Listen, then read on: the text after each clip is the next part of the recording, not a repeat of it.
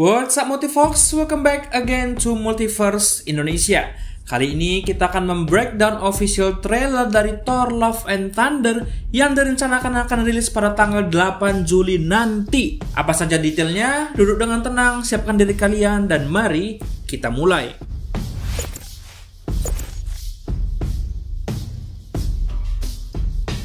Thor Odinson. He was no ordinary man. Di awal, kita dapat melihat Korg bercerita mengenai Thor kepada anak-anak bangsa alien yang memiliki kulit berwarna biru.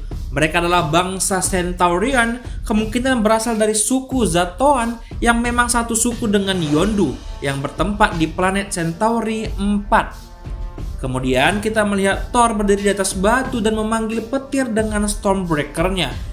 Jika kita melihat dengan lebih jelas lagi, di sekitar Thor terdapat tim Guardian of the Galaxy.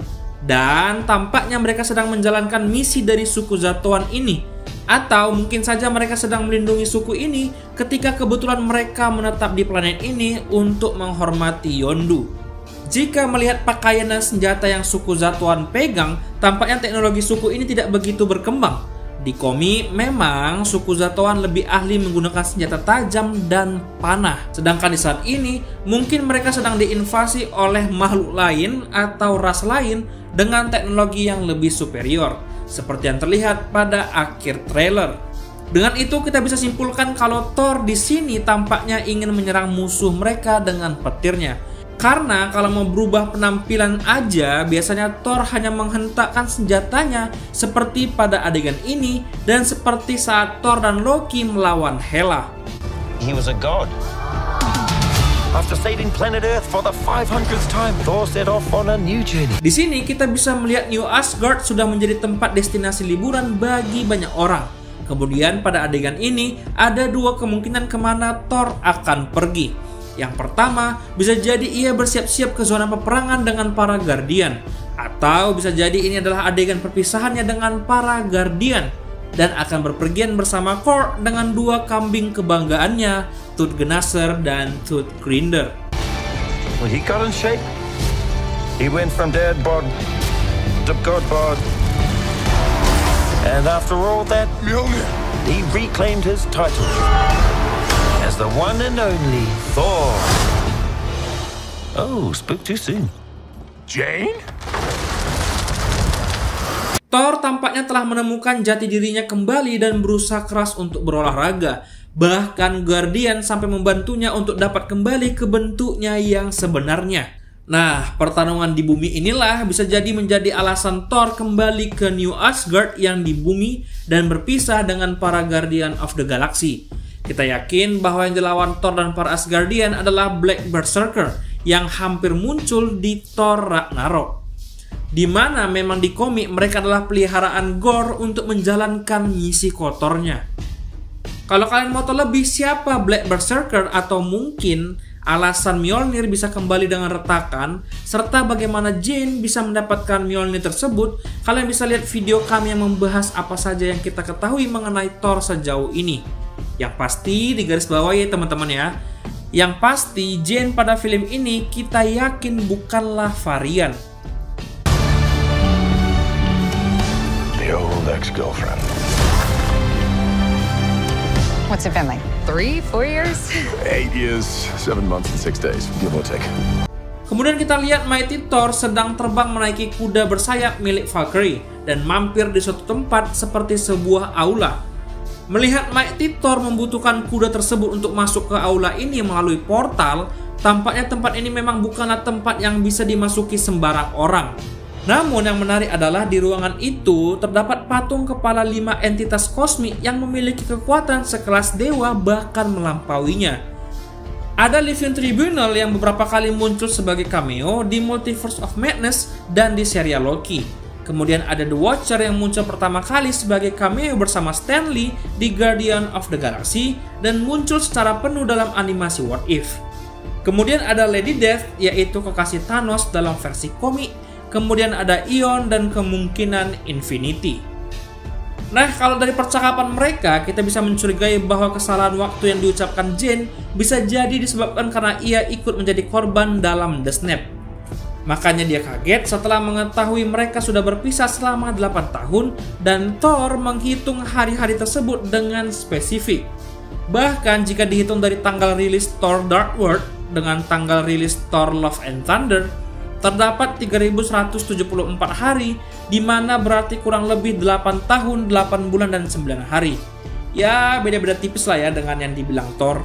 Ditambah, timeline pada film Thor Love and Thunder adalah sekitar penghujung tahun 2023. Pasti kalian paham lah ya kenapa Jane kaget mendengar itu. Ya gimana ya, cowok mana bisa ingat begituan. Tanggal ulang tahun pasangannya aja bisa kadang lupa. Canda. Am I sensing feelings? Well, you're right. Dengan kembalinya Jane, apalagi setelah ia menjadi seorang dewa, sama seperti Thor, ini membuat cinta Thor mungkin bertumbuh kembali. Apalagi setelah menjadi seorang dewa, Jane tidak akan berumur singkat layaknya manusia biasa dan mereka bisa hidup bersama-sama. The only ones who gods care about is themselves. So this is my vow. All gods will die. Jika kita bandingkan tampilan Gorr pada adegan ini dengan tampilan adegan yang lain, Gorr di adegan ini nampak memiliki wajah tanpa luka. Bisa jadi adegan ini menjadi adegan pertama kali Gorr mendapatkan senjata pedang yang dimilikinya dan awal mula misinya untuk menghabisi para dewa. Ini mengambil referensi langsung dari kisah origin Gorr di komik, di mana saat planet dan sukunya yang sangat religius dilanda kekeringan dan kelaparan. Gorr telah kehilangan orang tua, istri, dan anaknya. Karena sebab itu, Gorr tidak mempercayai dewa lagi. Gorr yang dibuang oleh sukunya tidak sengaja melihat dua entitas dewa sedang bertarung. Dan ketika salah satu dewa meminta bantuannya, Gorr malah membunuh dewa tersebut menggunakan semacam cairan yang dapat mengeras menjadi senjata yang berasal dari dewa satu lagi, yang ternyata adalah simbiot yang berasal dari The Null, sang dewa simbiot itu sendiri. Karena kehadiran simbiot baru saja terjadi di post-credit scene No Way Home, bisa jadi asal-usul pedang dan kekuatan Gorr diubah dalam film ini. Jika kita perhatikan, Gorr terlihat berada di suatu tempat yang sekitarnya bergerak secara terus-menerus, dan tampak ada kegelapan dengan sesuatu seperti planet di tengahnya. Ini menimbulkan pertanyaan, apakah kegelapan ini ada koneksinya dengan Null? Mengingat kegelapan ini bisa jadi adalah The Void atau kehampaan yang juga merupakan tempat asal Null di komik. Oleh sebab itu, wajar kita berpendapat bahwa yang di sekeliling Gorr pada adegan ini adalah simbiot, sama seperti The Hive atau The Abyss, tempat kekuasaan Null yang juga terbuat dari simbiot itu sendiri. Mengingat Gorr versi komik seharusnya mendapatkan kekuatan dan senjata yang dari simbiot, jadi mungkin kehadiran simbiot atau The Null akan dihadirkan lagi di film ini setelah kehadiran simbiot pertama di post-credit scene No Way Home. Ditambah pada adegan ini terlihat seperti bentuk tangan berwarna pucat. Dan mungkin saja tangan pucat ini ya Multifox adalah tangan Null itu sendiri yang juga memiliki warna kulit pucat di komiknya. Apa mungkin alih-alih mengambil pedang milik Null dari pertarungan dua entitas seperti di komik, Gorr malah diberikan pedang dan kekuatan secara langsung oleh Null sendiri? Well, kita tunggu saja. Kita juga bisa melihat Thor bersama Korg melihat Valigar the Behemoth yang merupakan dewa yang menjadi salah satu korban dari Gorr. Nah, adegan ini yang uniknya diambil langsung dari versi komiknya. I just want to say that was very, very impressive what you did back there. He's just my first bad guy. You never forget your first. Thor dan Jane dan mungkin Korg serta Valkyrie walaupun tidak terlihat naik perahu yang ditarik dua kambing kebanggaan Thor dan masuk ke dalam Bifrost. Di sana Thor memuji Jane atas aksinya di bumi dan akhirnya mereka sampai ke tempat yang seharusnya adalah Olympus, tempat dewa Yunani berada. Nah, pada adegan ini kita bisa melihat kemampuan Mjolnir yang baru di tangan Mighty Thor dengan mengubah palu tersebut menjadi pecahan-pecahan kecil layaknya seperti peluru. Gak tahu apa yang dipikirkan Thor saat dia bilang ini, tapi tampaknya Jane menanggapinya ke arah yang lain. Karena memang bagi Jane, Thor adalah cinta pertamanya dan juga kalian pasti paham lah ya maksudnya apa.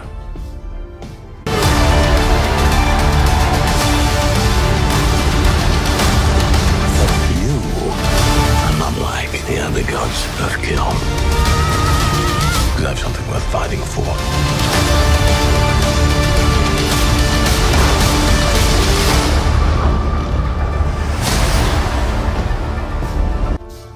Di sini kita bisa melihat Valkyrie melawan Gorr menggunakan petir milik Zeus dan Thor mengeluarkan petirnya di lokasi yang sama. Dengan pertarungan Valkyrie melawan Gorr tersebut, ini mungkin ada hubungannya dengan adegan di Olympus, tempat kerajaan Pantheon Yunani berada.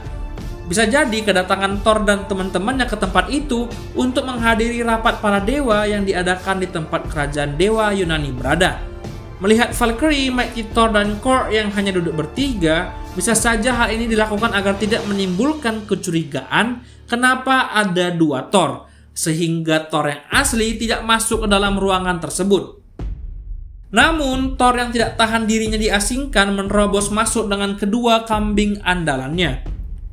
Itu sebabnya pada akhirnya ia ditahan dan ditelanjangi.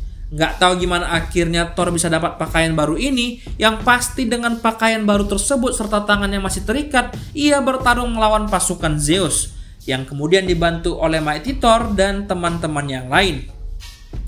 Setelah pertarungan, berdasarkan stills yang telah dirilis, mungkin kemudian Mighty Thor dan Valkyrie, mungkin juga Thor dan Korg, duduk kembali dengan wajah yang lebih serius dan tanpa kain yang menutupi tubuh kekar mereka. Di sini mungkin para dewa tengah membicarakan mengenai Gorr dan somehow bagaimana akhirnya mereka berhasil meminjam petir milik Zeus. Itu sebabnya kita bisa melihat mereka berempat kembali berjalan santai dengan pakaian armor mereka masing-masing. Atau mungkin aja mereka mencuri petir Zeus tersebut. Let's see who you are. I take off your disguise. And flick. Oh, you flick too hard, damn it! Should we help him? And eventually, grape.